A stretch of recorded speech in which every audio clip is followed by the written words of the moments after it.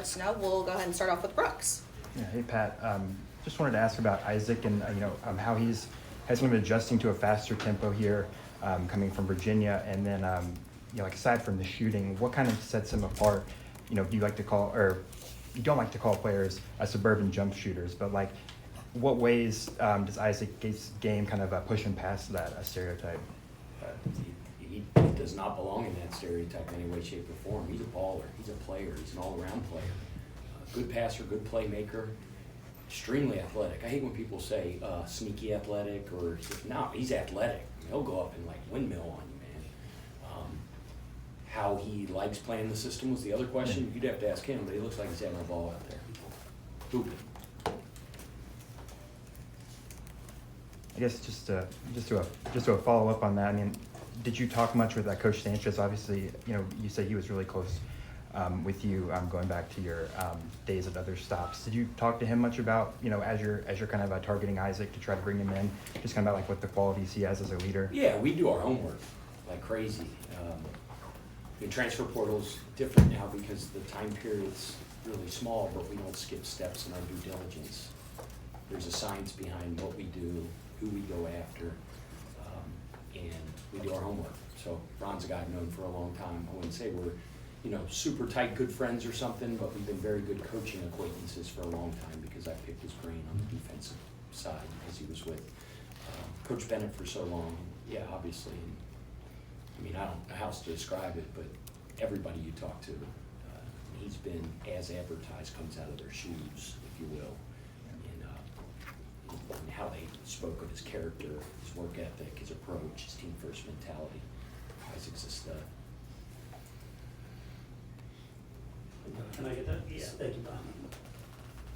Pat, the difference between working with Chucky last year, veteran point guard, been through the fire, opposed to now Michael, freshman, but super talented. The difference, they're different human beings, right? Every point guard that you coach and every person you coach is different. They have different buttons. They have different things that motivate them, different things that, pull them back. So, the differences would be Chucky was a few years older, obviously, and it played a lot more games. But, I mean, Michael was so seasoned.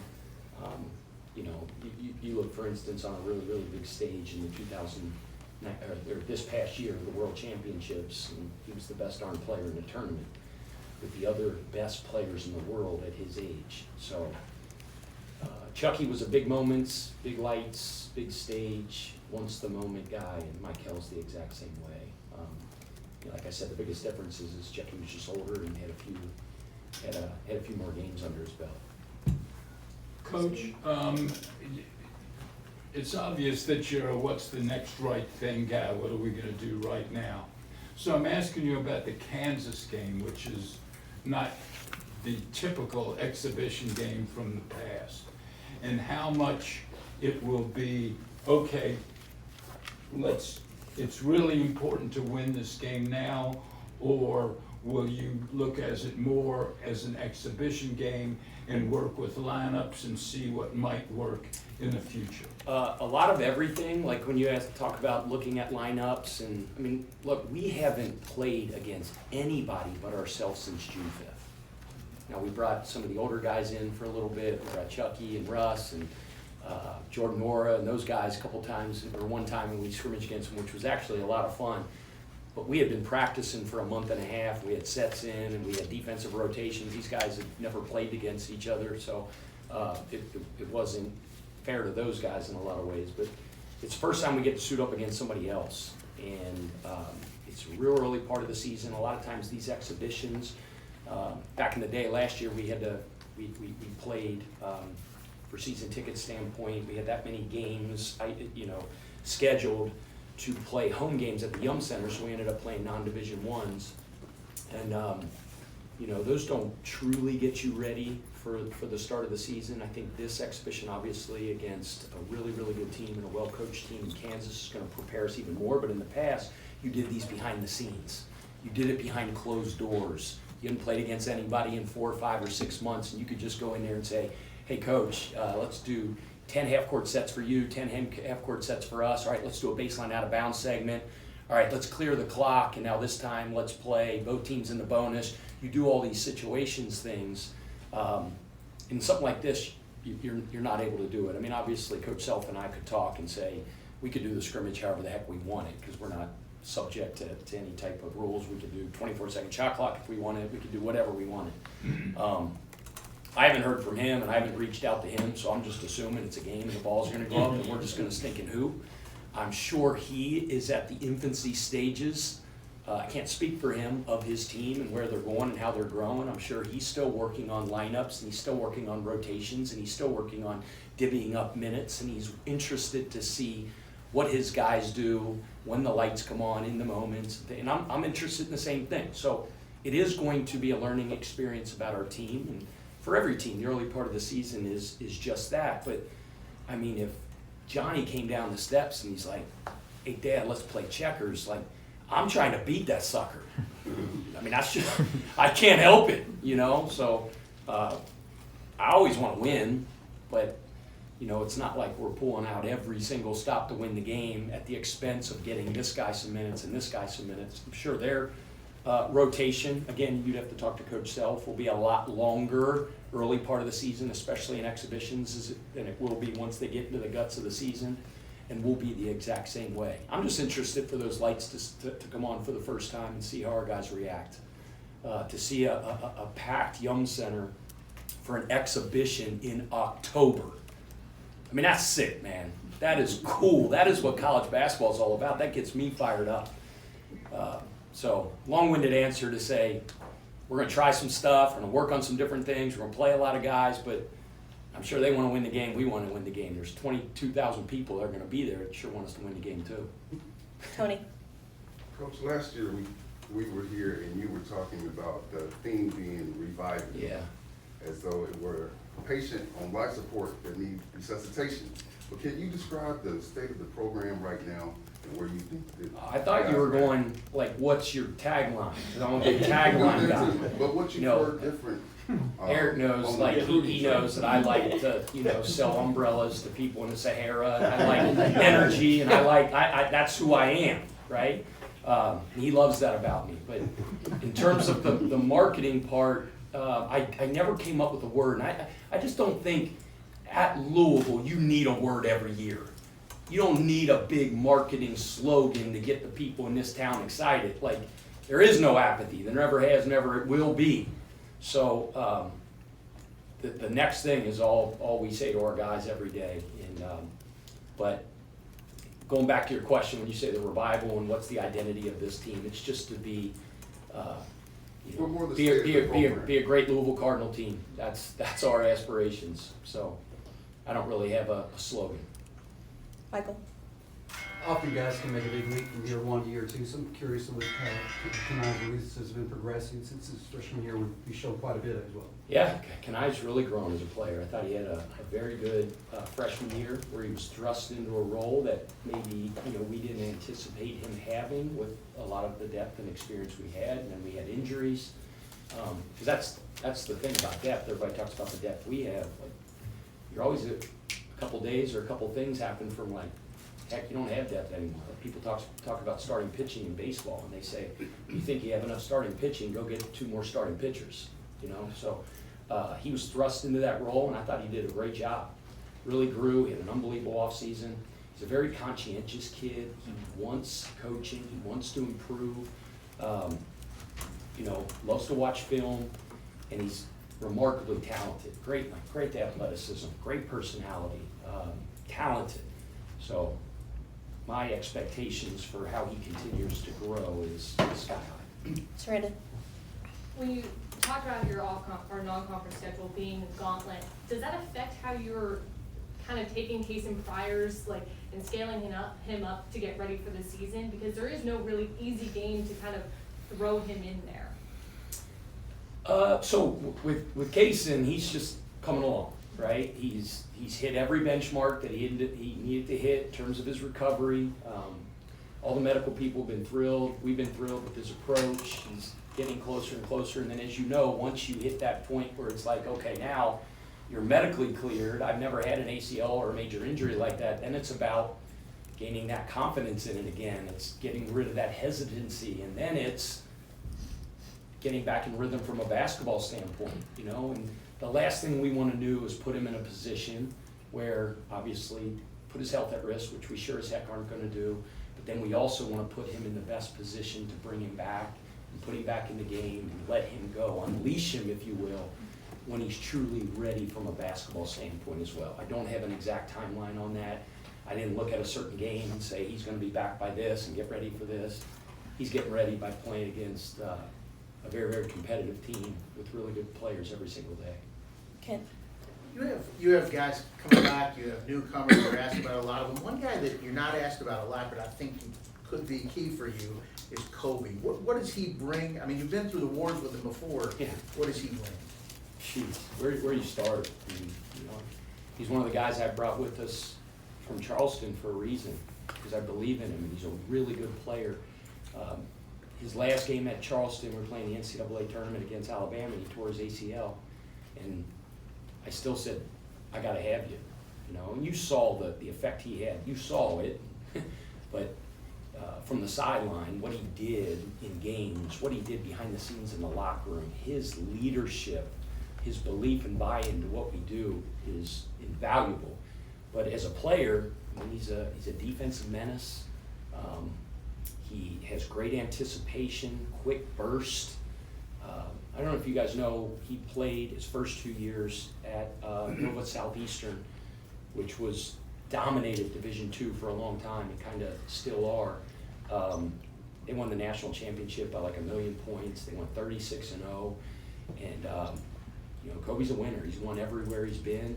He won with us at Charleston. He's a winner off the court. He's a winner on the court. He's a winning piece. Eric.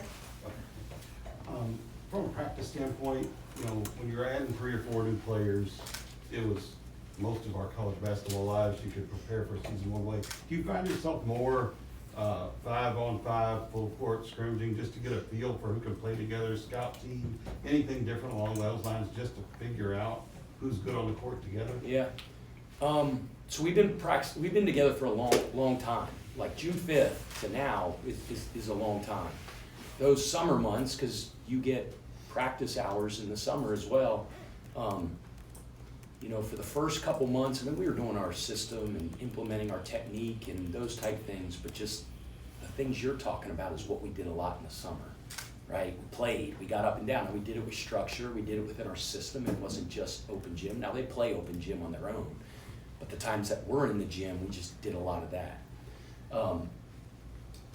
To go along with that, and I agree, you know, what you said, we've continued to do a little bit. I would say the last couple years since the transfer portal and bringing more guys in, we've probably played more 5-on-5. In fact, I would say definitely we played more 5-on-5 than we ever have in the past. And if you talk to a lot of coaches around the country, that's kind of the sentiment, right? When I'm talking to other guys on the road, we're like, man, we letting our guys play, getting them used to each other and developing that chemistry. Yeah. Preston. Coach, just kind of piggybacking off that a little bit, what have you learned from this group, or have they taught you anything so far in the time that you guys had together this offseason? What have they taught me? What have I learned from them? They teach me stuff every day because they live the right way, they work the right way, they got the right mindset. You know, they're guys I want my son to learn from. I know Eric doesn't like to talk about all that like flowery stuff, but that crap matters, man. You know, that's what I learned from them, that they're awesome dudes that are bought into each other and that are about excellence. We identify that, right? For us, everything's about win probability. Win probability. Like when we are identifying and constructing our roster and our team, it's about what affects winning. Right? Not about winning the press conference, it's about winning games. You know, sometimes people want you to win the social media of the day, whether it's in recruiting or whatever. It's like, I'm a Moneyball guy. That's my favorite book in the world. I've watched the movie one time. It doesn't hold a candle, although Brad Pitt, pretty good actor. Moneyball. Like, the main line in that book is buying wins. Not the hype, not the stars guy or the what impacts winning? And we got a room full of guys that impact winning. By how they handle their business off the court, how they coexist and interact, and the chemistry they have together, and then the things they bring to the table from a basketball standpoint that fit us, that fit our system, and that, apply to winning. Kent Spencer.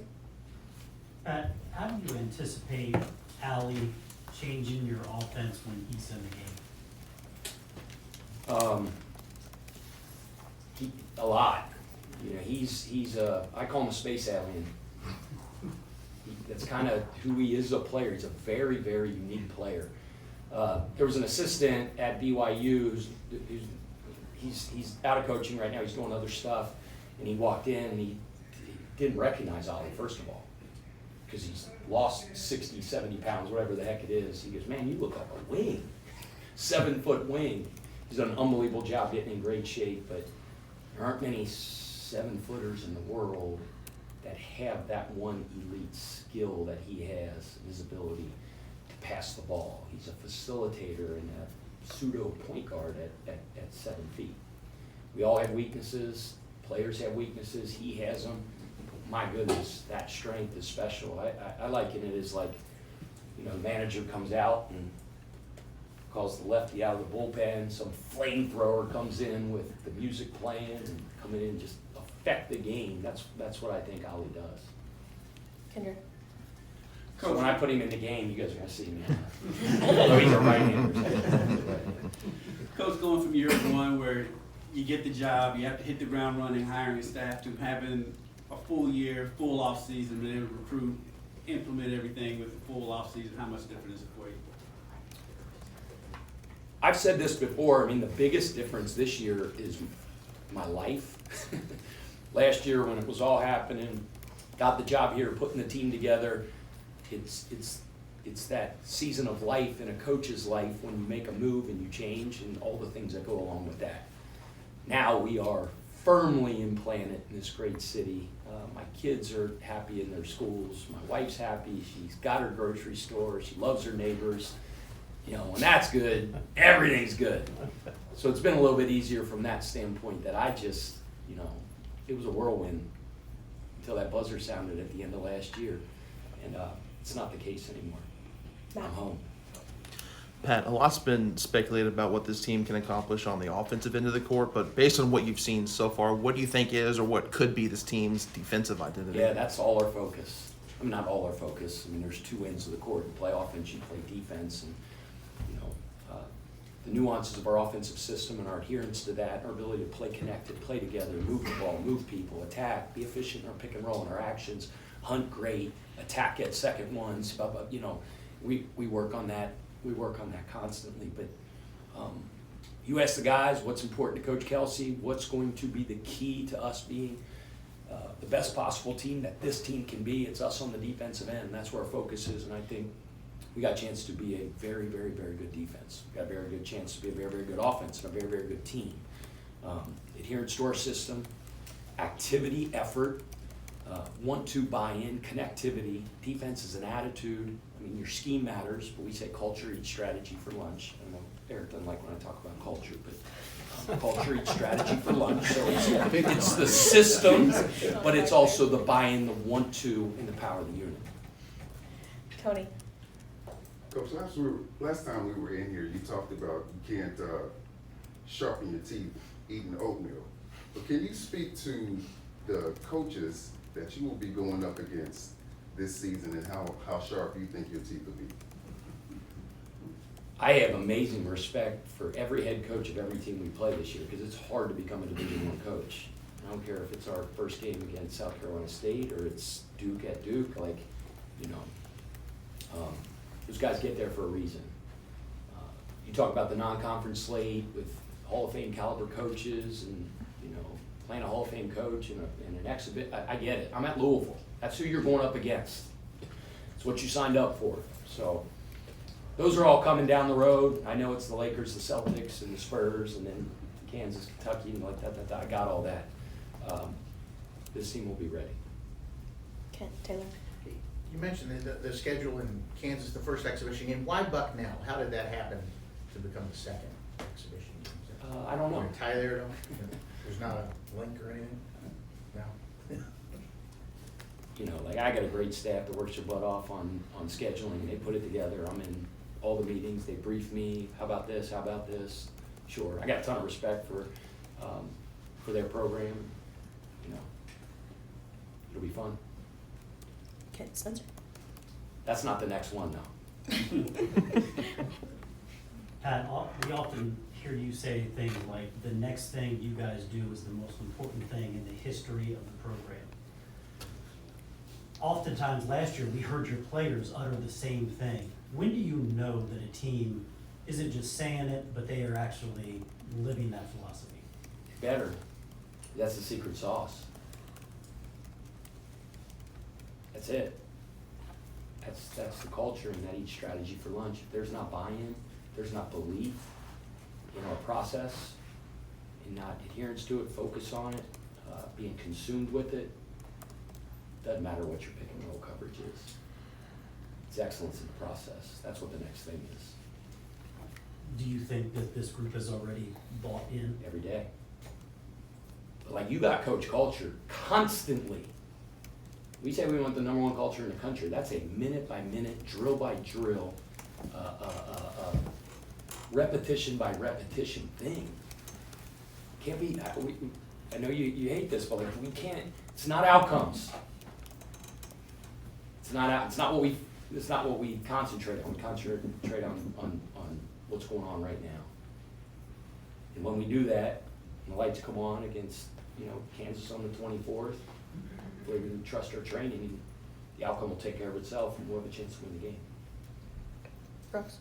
Yeah, you already kind of talked about the skill set that Ali brings to the table. I'm wondering if you could speak to the other bigs and just how they have like what they can do it differently, and how can you kind of use everyone's different set of skills kind of They're a fun group, and they take pride. They love the little the Three Musketeers is a bad thing to say. I don't know what it is, but they're the bigs group, and they're all from different countries. They all have different accents. They all have different sizes. And they all have different strengths, and they all play off each other, and they support each other and build each other up. And they understand the sum of all those parts is one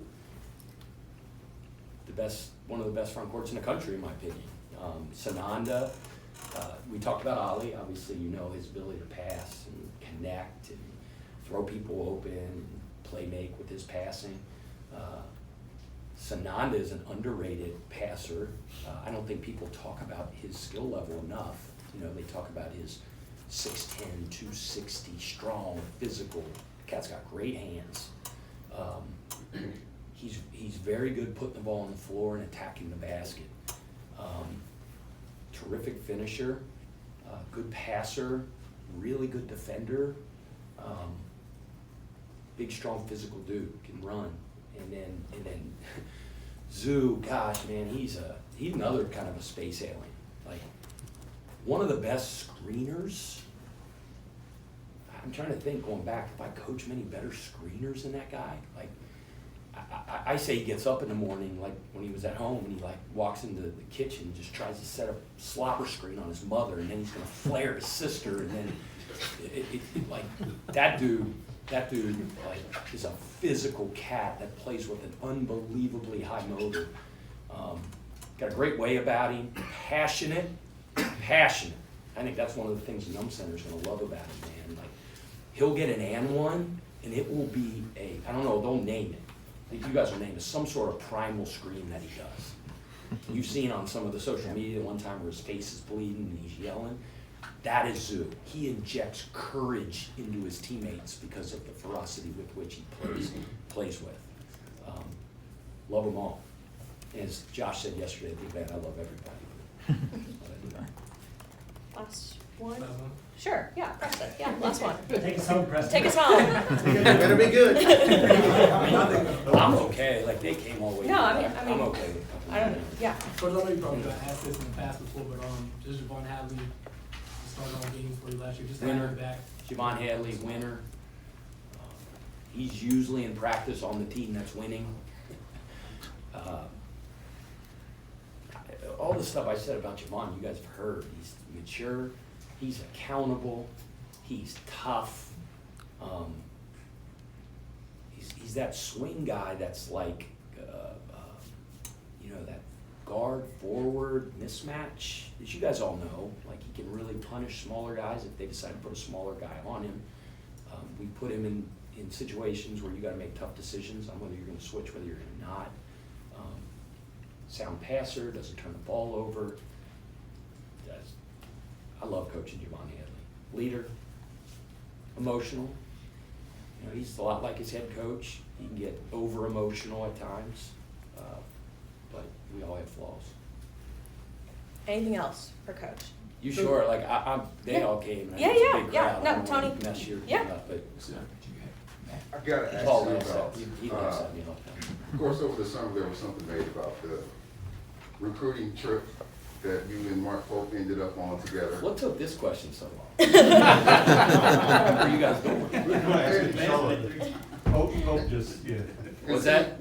They asked Pope about it, he said, I wish there was a story. Yeah, he said he didn't want to That's make fine. up a story that, but could you talk about how, I guess, recruiting has gotten competitive, or has it Gotten competitive? When has it been competitive? Can you speak to that situation? I'm a competitor. Every coach, there's competitor. Mark's a competitor. It's the way it goes. I think he said it, somebody sent me the interview, and he said, like, it's what it's all about, right? He's competitive, I'm competitive. I've said this too, and Louisville fans don't like when I compliment him, but like, he's a good dude. He's a good dude. He's about the right thing. He's a really good coach. That sucker wants to win in recruiting, so do I. He wants to win on the floor, so do I. I mean, I've been doing this a long time. People know I'm a little bit of a bulldog, and I might fight every once in a while. Not that there was one. But like, at Charleston, Towson was really good for a couple of years. We were really good. And Pat Scary's a fiery dude. I'm a fiery dude. It went down a little bit with Pat. Pat walked in here, I'd hug his neck. It's my guy. What's up, Patty? Mike Jones, Bradford. You might be saying, man, you're talking about mid-Majorville. It's freaking battles down there, man. We're fighting for our life every single day. We don't get automatic bids. Everything's on the line all the time. Conference tournament. Doesn't matter if you went 23-1. Win the 3 games. Mike Jones, hell of a coach now, UNC Greensboro. It went down with Mike and I. I'd hug his neck if he walked in there. Now, if he wasn't about the right things, you're going to question my integrity, you're going to do it. Well, I have a problem with you. Mark and I are good. That rivalry's nasty. What makes it great? CD. Go.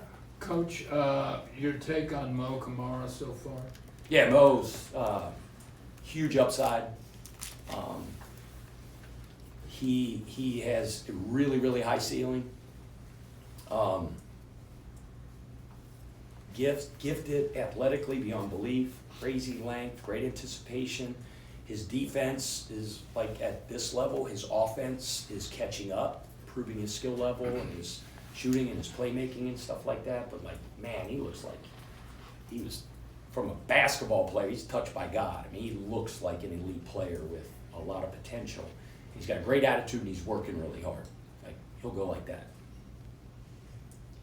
Anything else? That's one more. Yeah, go ahead. Maybe we shouldn't ask this here. Yeah, last, Eric's been Peyton. But I hate to look back, but I'm always interested to hear these. After last season, NCAA tournament game's over, you obviously have to deal with those players and make sure you're there for them. How quick, in your mind, did it turn to the next thing for this season? How fast was that? In today's day and age, you know me, I'm a next thing guy, but I mean, the carnage of a locker room, come on now. Oh, no, not there. You're saying goodbye. But I mean after that. Because it ends like that. Yeah. You don't think it's gonna end, and then it ends. Yeah. You've just been in an emotional roller coaster with the group on a journey for so long. So that's different, right? Yeah. But you better flip the switch really quickly, because the way recruiting works now, the way the transfer portal now, it's all about building your roster, evaluating roster management immediately. So turns pretty quick. It's not like how it used to be 15, 20 years ago where, man, you could enjoy the offseason. You got your old team signed. If you were still looking for a bunch of dudes in the spring, you were in trouble. Well, that's how it is all the time now. Peyton? Coach, just so you know, Coach, or Eric is always talking culture in our office. Love it. Love it. I don't know how well I'm doing. Love it. I'm hidden in the back here. Really good, really good rider, by the way. Wanted to go back a little bit to the recruiting story. You talked about just the rivalry in general being nasty and having its own kind of history, I guess. Even though there's not much, I guess, to the story of that story, does the marketer in you or the motivator in you kind of recognize that being like the first installment of like yours and Coach Pope's new like era of the rivalry, like the mythology to it and all the storied coaches who have been part of it, from Coach Hall, Coach Crum to Coach Patino, Coach Cal? Like, do you think about that at all? Good question, but no. I mean, I've told you guys many times I pinch myself when I'm looking at pictures of Coach Crum or Coach Patino or national championships and just remembering what it was like in Cincinnati. Louisville in the 80s was Louisville in the 80s, and winning national championships. So yes, I always have those moments of, man, I'm the head coach of Louisville. You guys probably sick of hearing that, but I do that sometimes. But in terms of that, not so much. But it is. It's one of the best rivalries in college sports, in my opinion, the best. When I say it's nasty, it is a little nasty, but it's what makes it good. It's what makes it good. I try my darndest to have our guys ignore social media, but kids aren't doing it anymore. I try my darndest to have my daughters ignore social media. They ain't doing that. But it's just preparing them for where we're at, the arena we're in, you know? And, you know, if we win that game, they're going to, you know, pick me up on their shoulders and a red carpet, fly me around the city. If you lose the game, like, I'm locking the freaking doors at home, I can tell you that. It's the way it goes, man. It's what you signed up for. It's great. It's what makes the rivalry, what makes college basketball awesome. There's nothing like it. Anything else for Coach Kelsey? All right,